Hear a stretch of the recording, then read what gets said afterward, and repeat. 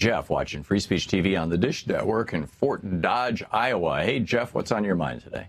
Oh, thank you, Tom, for having me on, and thank you for what you do. I have two real quick things, and the first one, you were spot on about how they're playing, and I think the Trump campaign, and maybe in cohorts with the crews, how they set this up. This was actually a WWF good guy, bad guy wrestling setup. Yeah, absolutely. And by the way, it also minimized Mike Pence and inflated Donald Trump, which is, completely consistent with Donald Trump being a narcissist and with the uncomfortable reality of the fact that most of the positions that Donald Trump has campaigned on are things that Mike Pence disagrees with.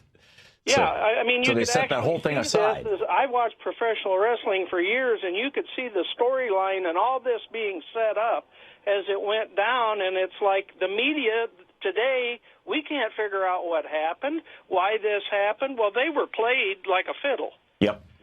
And my second thing, Tom, is you talked about the Civil War.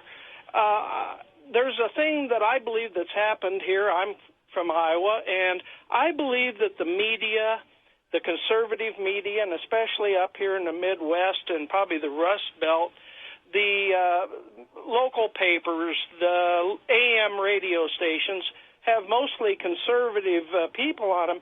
And I think it's amazing how they've been able to successfully move the Mason-Dixon line from where it was during the Civil War, and they've put that Mason-Dixon line at the Canadian border. Yeah, all the way up to Wisconsin. And yeah, I don't disagree. And that was, one of the points I made yesterday is that, it used to be based, the South used to be based on slave labor, and that was really only useful in about 6 or 8 states because they could grow cotton in those states. Now it's based on the modern day analog of slave labor, and this is not to minimize slavery, which was, an insane, this is a Holocaust institution.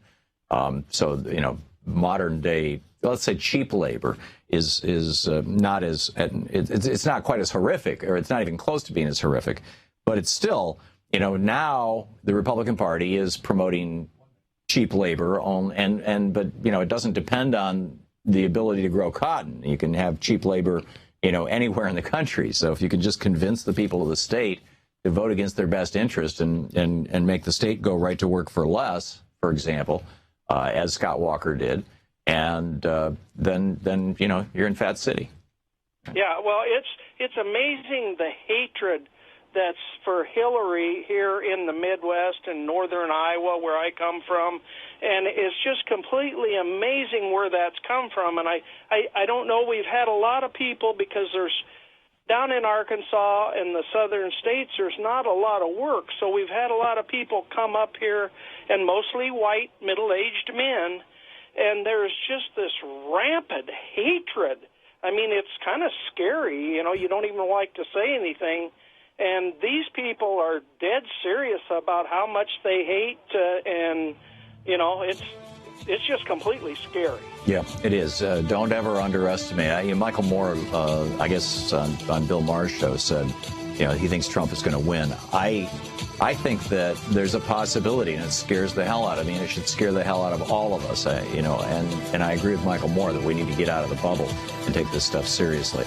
Jeff, thank you for the call. Great to hear from you. We'll be back. It's 20 minutes past the hour. To watch more clips from our programs, hit the Watch More Videos button over here.